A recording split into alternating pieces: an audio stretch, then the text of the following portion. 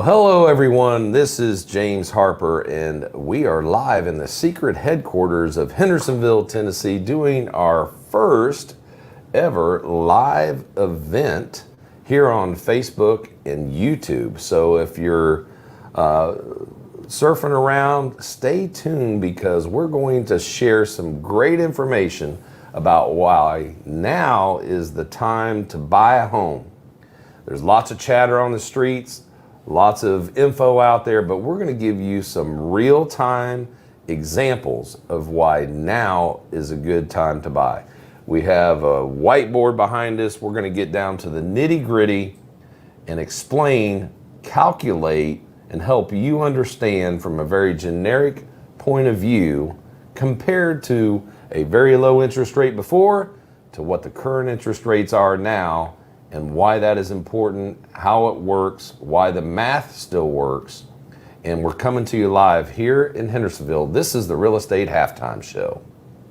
It's time for the Real Estate Halftime Show. Sit back, relax, and listen to Nashville's premier inside scoop to real estate with the Mortgage Extraordinaire himself, James Harper. Welcome back. And again, James Harper coming to you live, the Real Estate Halftime Show. We love doing content each and every week. We love to get the message out. We love to talk about real estate. And I'm bringing back one of our very popular guests, Thomas Love, aka known as Tom. And he's going to share with us a little bit more insight into a previous episode that we had about why now is a good time to buy. So welcome back to the studio, kind of our impromptu studio. Welcome Tom Love back. Tell us what you do, Tom. I've been in the financial services business for almost 50 years, and I help people understand the implications of the financial decisions they've made over their lifetime and help them understand financial options that are available to them if they wish to move forward. So I got out of the recommendation business, I got out of the chasing business, the proving business. I'm not a lawyer, I'm not an accountant. I'm here to get you to think differently. I'd like you, for those of you in the audience that can remember Arsenio Hall when he talked about, it's really all I want you to think about. What could happen? I want you to look at things differently. We're going to attack this from a net worth standpoint, not a math standpoint. That's why I'm here.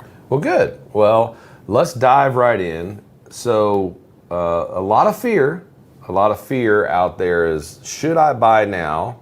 Should I give up this interest rate of, we're going to use 3.5% today a lot. Why should I give up a 3.5% today to buy my next house? We'll talk about some equity positions. Like if you have good equity position, why is that important as you move into your next house? And but the fact of the matter is that people are still needing to move. Why do people need to move today? Obviously, we have the younger generation coming up just out of college. We have family sizes changing. We have employment, even though changing jobs. We have political reasons why people want to move, including a lot of people, we'll just call out California. A lot of people want to move from California to Tennessee for political reasons. So any insight on that? We are the benefactor of some really crazy political stances. I am just so thrilled. I've only been here for 10 years, and I am thrilled to be in Tennessee. Such a fiscally responsible state. Glad to be here. Please, thank you. Yes, ma'am. Yes, sir. As a military brat, I was raised that way, and that's what we have here in Tennessee. And unfortunately, other people are finding this too, and they're bringing 135 cars a day to Nashville to move here. So I want to put a fence around the city and keep people out. Yes, I totally agree. I mean, even though we love the infiltration from the economic standpoint of people coming to Tennessee, that creates its own problems in itself. Part of it is supply and demand of homes. We have a real inventory problem, at least here in Nashville. We have an infrastructure problem because of our road systems, right? If we have all this traffic, we're kind of, as we've been described, a mini Atlanta. From the partying standpoint, a mini Vegas. But anyways, all this attention has created a supply and demand problem. And so even though we've got a kind of a compound issue, right? I mean, we got a compound, we have interest rates where they are, but we also have this inventory issue where people are not selling their homes and leaving their 3.5% interest rate. They're sitting on the sideline even though they got a bunch of equity. And the only way we're really getting a whole lot of inventory is builders. And the builders, there's no way that they're keeping up with the supply that is needed right now. You probably even have some statistics on how far behind we are from a inventory of homes that are needed compared to the demand. Well, and unfortunately, the demand has been falsely paused because of math. And we're going to go over a 7% mortgage environment today and compare that to a 3.5% that we were just 3-4 years ago, and why people are so adamant about staying in their home and not buying a higher interest rate mortgage. I want to remind you, one of the things we talked about last time I was here is that interest expense is deductible up to $1 million mortgage. So 100% of what you pay on interest is going to lower your income tax rate. So if we compare that to some of the other investments, like a 401k, for example, when we invest in a 401k, we're postponing the tax. We still owe it. We've just entered into an arrangement with the IRS that we're going to pay it at some other point in the future, hopefully past the age of 59 and a half. So when we look at how wealth works, because I've got a YouTube channel too, just Tom Love, How Wealth Really Works, and we talk about this kind of stuff a lot because short-term thinking usually dictates what's going to happen for short-term action. But if you look at things differently, and we're going to go over math that will show you how much you can increase your net worth, because it's really about what you're worth. How much you can spend when you get to be my age is going to be more important than the interest rate that you got. So we're going to talk about, even if you own a home and you're considering moving, but you're comparing the 2, 3, 4% mortgage you had to the 7.5% that's out there now. Watch the rest of this telecast here. You're going to see a different opinion on what you could do. Again, I'm not making a recommendation that you should. I'm just telling you you can.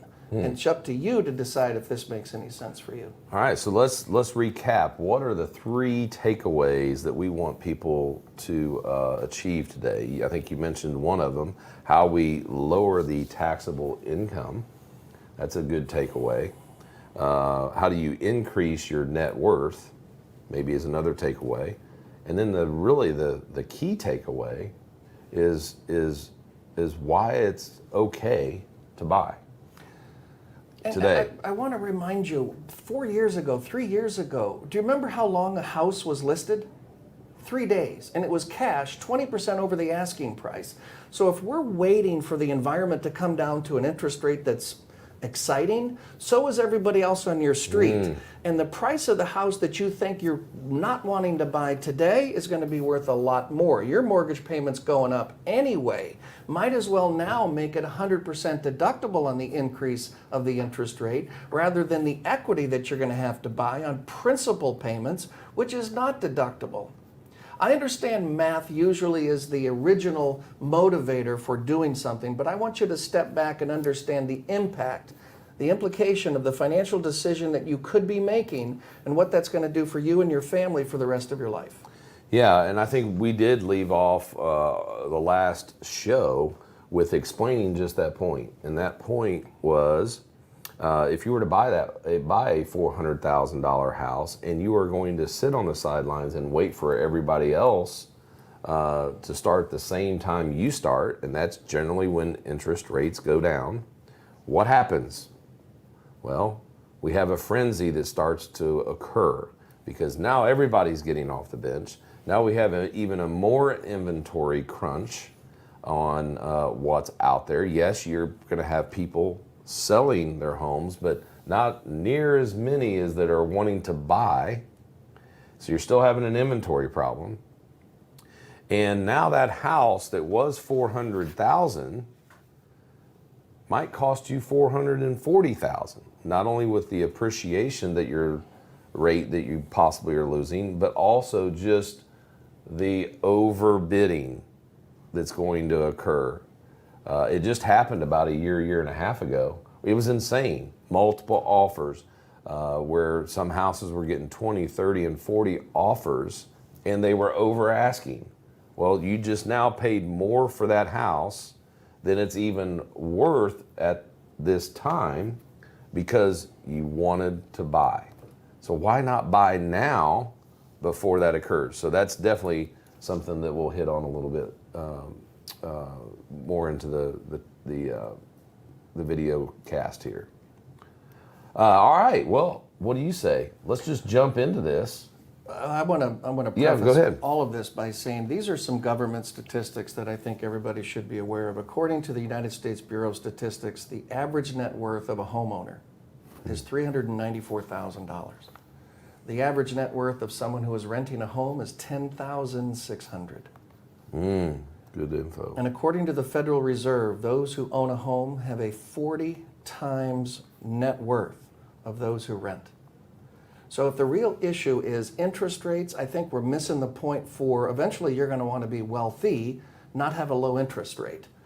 So if we can keep the focus on what is the end game, what is it going to look like when I get to be my age? What have I done today that's going to increase my net worth, reduce my taxable income, and build equity for me, not for someone else, not for the government, not for a financial advisor, but for me? That's what we're going to talk about. Well, I think you just made me think of something, and it's a little off topic, but and there hasn't really been much chatter on this on the street, but we're going to bring it up here today on the Real Estate Halftime Show. What about these large hedge funds and really corporations getting involved in buying up real estate to rent, to have renters? I don't know if you've heard this, our audience has heard this, but this is a mainstream, big time trend that is going on in America today, where these large hedge funds are buying up large pieces of property, and they want to create renters in America. Well, look at the price of renting. Have you heard any of this? Yeah. Yeah, talk about Rental prices have increased more than home value. And the people that have the money control the inventory. So if this does continue, the rent you're paying now is going to go up anyway. And it's going to go up at a higher rate than the difference between a 3.5% mortgage and a 7% mortgage over your lifetime. Again, what I want you to try to remember is, what does the end game look like? If you can get to where you want to go and not kill yourself, but realize how wealth actually works and start doing what someone else isn't doing. And the house that you're looking for, because it's not being multiple bidded, maybe you are the person who could go in, buy the house, maybe at a slight discount, at a higher interest rate. But again, the difference in interest rate between 3.5 and 7, it's 100% increase in rate, but it's not 100% increase in the price of your monthly payment. If the monthly payment goes up a percentage, then what we have to understand is the increase from 3.5 to 7 is 100% tax deductible.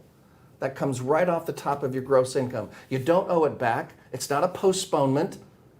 It's yours. And whatever you have saved on your taxes, you don't owe back. And again, compare that to contributing $15,000 to a 401k plan. I'm deferring the tax. I'm not saving the tax contributing to a qualified retirement plan. Because what we're going to talk about here is how you can get into your home today. There will be an increase in payment, but where do we come up with the money? I'm going to show you how we're going to turn a tax postponement into a 100% tax deduction. And I think if you understand, if you ask your accountant or your tax preparer, that's a better deal. So kind of just to circle back to what I just said about the, these conglomerates buying up houses, what's that going to do? Well, that's going to increase home values, some because of supply and demand as well. But it's also going to just really limit more so your opportunity to buy when there's not when you have these conglomerates buying up large pieces of real estate to rent back to renters. So we really want to get the message out. This is not trying to. It's really not trying to. This is not a advertisement type of stream.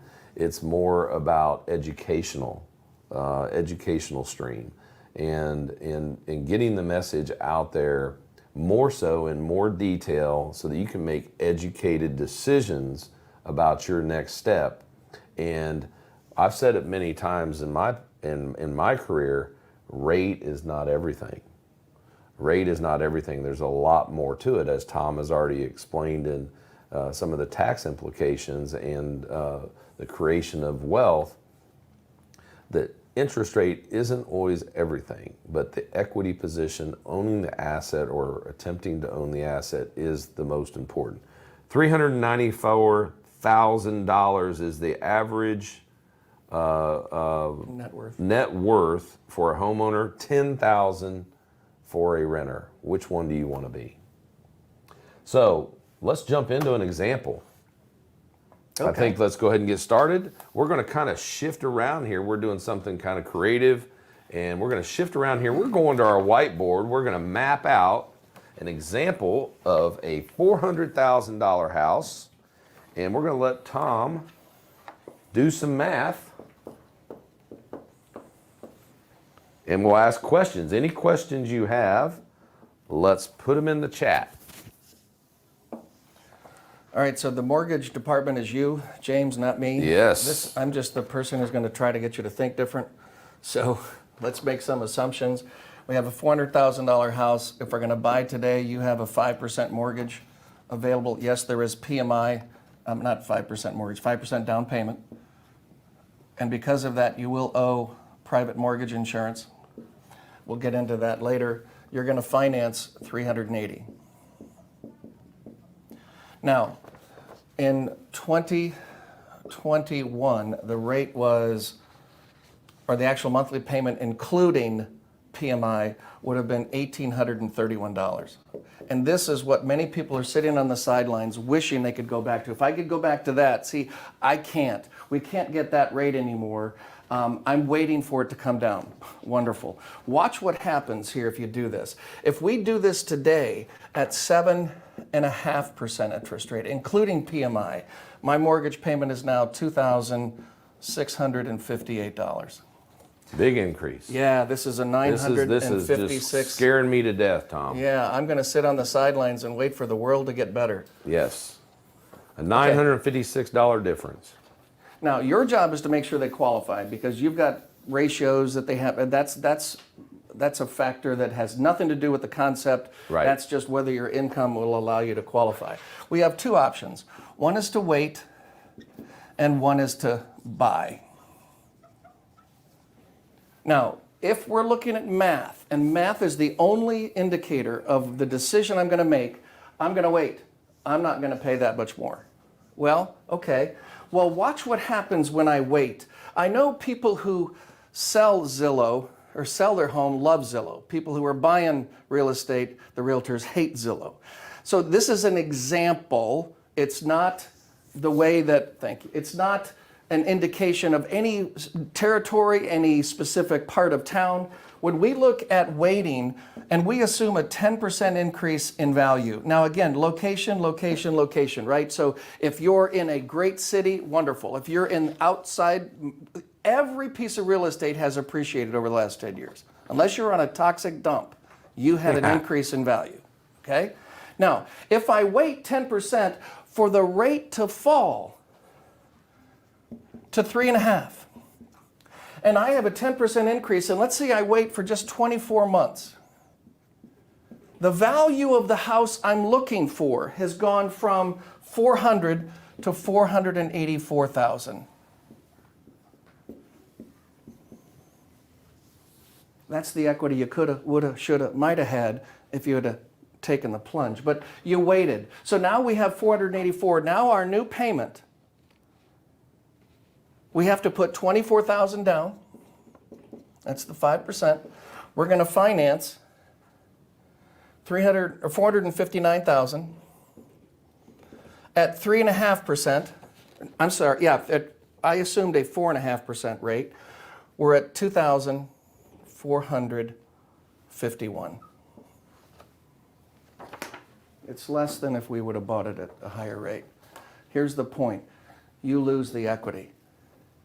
Here, if I would have bought, here are the statistics of that example. I would have put this information in, I would have had 20% down, I would have paid an extra $956, let's call it $1,000 a month for 24 months. What's that? 24,000, let's round up. But now my home is worth 484 and I owe 375.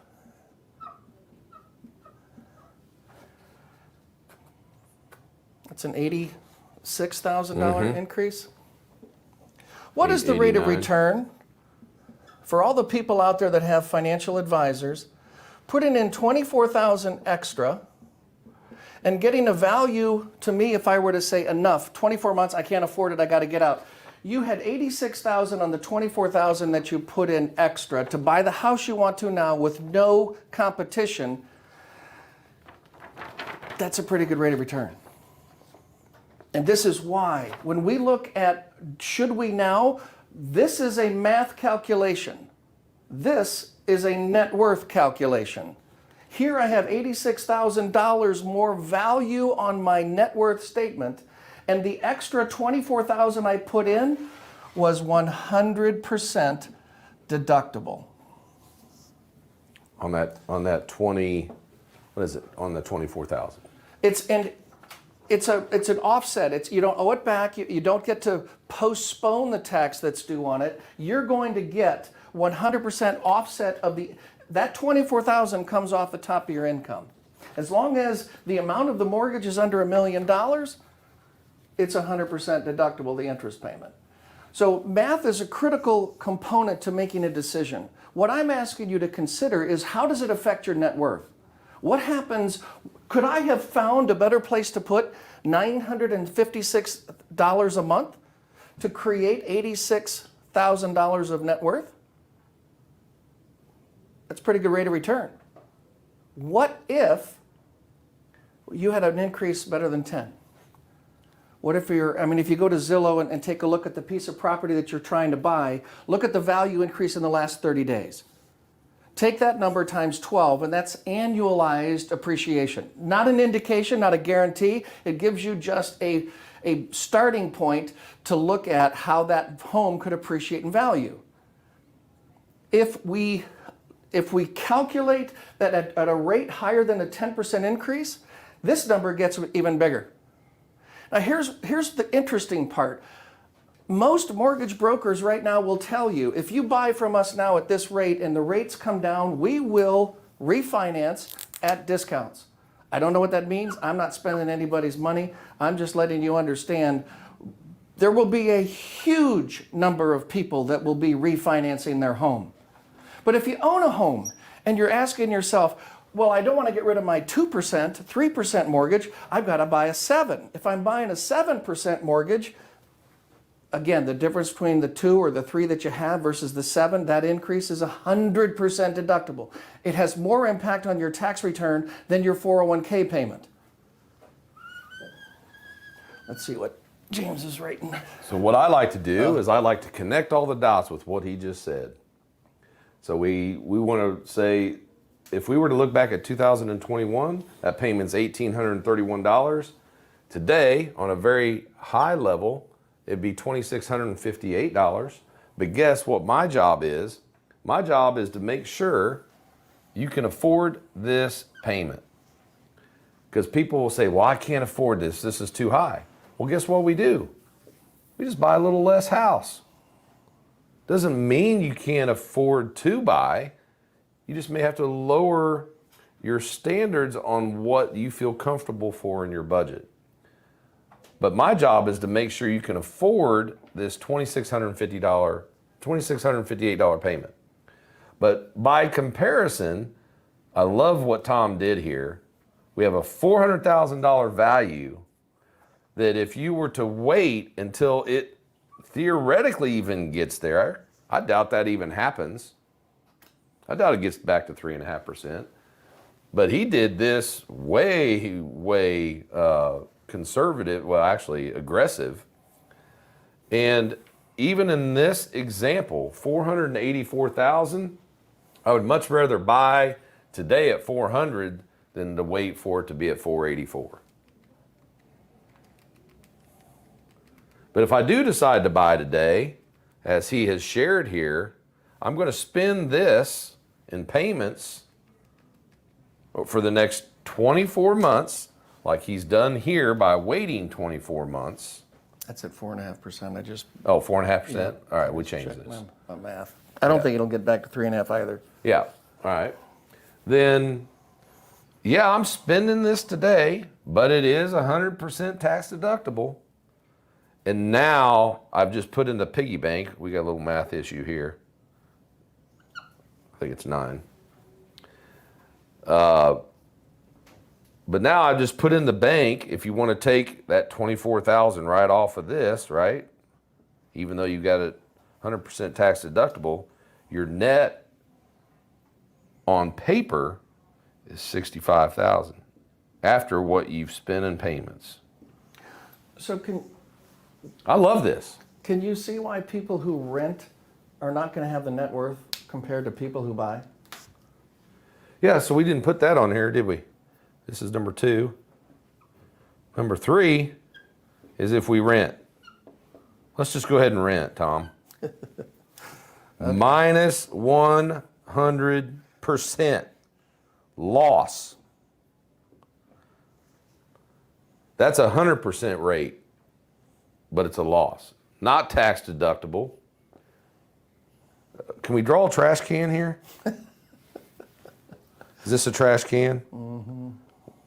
And well, if we can get some smoke coming out of it or whatever, this goes right in the trash can. That's not very good art. But you don't get that back. That'll be a good one for outtake. So this is a great example. It may seem a little complicated on the board here. It's really not. I love how he shared this. Thanks for sharing that, Tom. Because this is a very simplistic. You know, you can zoom in on this if you're watching later. Take a picture of it on your Take a cell phone. picture of it. I can be reached at 615-973-6833. Tom, how do they get a hold of you? They can reach me at 1-800-200-LOVE, 1-800-200-5683. Love, I love that. We had an interesting comment here on our show. Yeah, let's here. get to it. What makes you guys qualified and unbiased? I love that question. So can I start first? Yes, go ahead. All right. I don't know. I have absolutely no skin in this game.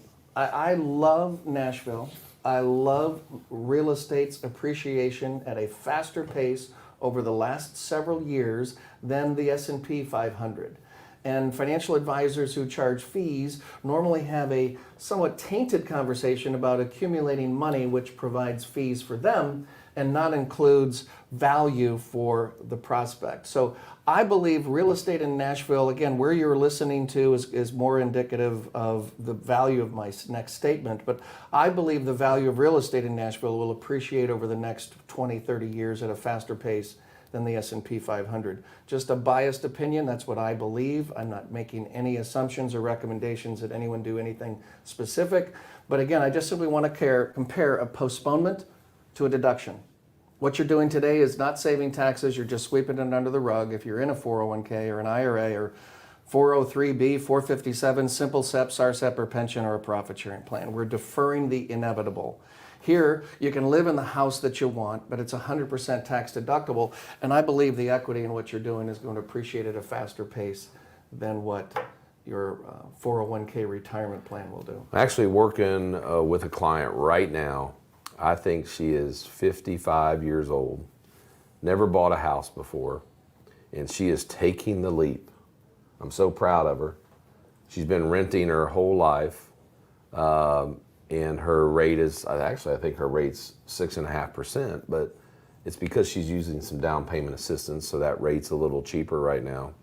And I'm so proud of her, but she's still scared. She's still scared because her interest, or her compared to her rent, her payment's going up $150 to $180, and that's a lot to her. So she's scared. But I'm telling you, she's going to be so thankful and so grateful when she has her own home that she can go into. She can start seeing the benefit of it on her taxes. And guess what? I remember when I bought my first house, I was like, what did I do? I can't afford this, and oh my God, the sky is falling. And for whatever reason, when it becomes a priority in your life financially, we always figure it out. The majority of the time, we're designed by our character and by our makeup that when things are really important to us, you figure out how to make that payment. But that's why a good mortgage lender or loan officer will help guide you to make sure that you can afford it. And to caveat that even further, or to spin off of that even further, the guidelines won't prohibit you to really buy more than you can afford. We're not in this predatory lending stage, maybe that we could have done back in 2008 where you just state your income. The guidelines are designed specifically to help you make sure that you can afford it. It doesn't mean that you don't have other things in your life, like if you've got a drug problem or a gambling problem or something like that. But all right, we got another question. What do we have here? What's the difference between a rent payment and a mortgage payment? What if a down payment would be too much for my current situation? Thank you. Who is that? VFX with Ryan. Thanks for that question. What if a down payment would be too much for my current situation? Well, quite honestly, to answer that, we do have 100% down payment options. We also have what we call DPAs, which are down payment assistance programs. So depending on your income level and also maybe even the area that you want to buy, we definitely have options with that down payment. You can also get a gift from a family member. You can also borrow if you have a 401k. You can borrow against your 401k. You say, well, I don't want to get taxed on that. You do not get taxed if you borrow your own money and pay yourself back interest on that money. You elaborate on that, Tom? Yeah, there's a couple of ways that we can come up with a down payment, and the cleanest is a family member. That would be, first house I bought, my parents gave me $2,000 for the down payment. Tells you how old I am. That makes it the cleanest. If you're borrowing from your 401k, I just want you to remember, borrow as little as you can to qualify for the mortgage, because here's what most people are not understanding. When I borrow money from a 401k, I have borrowed pre-tax money. Haven't paid tax on it yet. And when I pay it back, I'm paying with after-tax money through payroll deduction. You're losing the tax bracket. So if you're in a 20% tax bracket, it's not the interest rate you're paying. The interest will go to you. I get it. But you have to earn $120 to pay the $100 back on a 401k loan, which is why if you're going to use that option, make it as small as possible. I want to get back to a comment that you're you're a 55-year-old woman. 2 years from now, you lost your job. Somebody fired you. Get out. Look at what happens. In that example, you got an $89,000 bonus than renting. You got $65,000 more than what you put in over an extra cost. So I know right today, every mortgage payment is ominous. Every mortgage payment seems out of reach. Inflation is your best friend when you buy a home. Your job will increase over time, but your payments are fixed. Your payments will become easier and easier to make. So keep that in mind too when you are making a life decision, not a June of 2024 decision, which is what most people in short-term thinking focus on right now. I'm asking you to focus on the big picture. What is it going to look like 20 years from now? And everybody that you've ever sold a mortgage to 20 years ago wish they coulda, woulda, shoulda bought something bigger, because the appreciation on a larger home is an increase in net worth over the same percentage of increase on a less expensive home. So all of these factors need to be considered. There is no one-stop shop and one solution for everybody. I am not a mortgage broker. There's no product that I represent that's sold on this board. I firmly believe, and I feel sorry for the people that want to buy real estate and live in this area and are hesitant because of short-term thinking. I want you to be a big-term, big-picture Vision. think. Yeah. I bought my first house, Tom, when I was 23. And I bought it for $77,000. And I was kind of like, oh my God, what have I done? Well, that was back in 1993. I got I believe it was a 7.99 interest rate. And that was pretty good at the time. I was pretty happy with that, but I still didn't know. It was my first house. I'm 23. And I had a job change that required me to move pretty quickly. And here I'm saddled with this house, or what I thought was saddled with the house. My real estate agent said, well, we can list it for what you bought it for. You've only owned it for a year.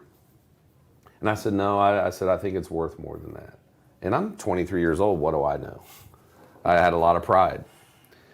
And so we end up listing it for, I don't know what we listed it for, but it was enough to pay her commission.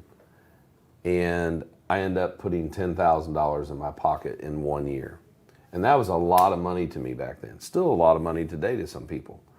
So the point of that is, going back to our 55-year-old borrower, if something really bad happens in your life, or if you have to liquidate or you have to move for a job, that example right there, I sold it within a year and still put $10,000 in my pocket and didn't throw my rent in the trash. And so I think that is kind of the real message here, is that rent you're never getting back. You're never getting back. Well, I hope this has been good. Man, great insight. Thanks for sharing everything that you have today, Tom. I guarantee we'll get a lot of traffic. We'll get a lot of questions after the show, or that will probably hit us up in some form or fashion.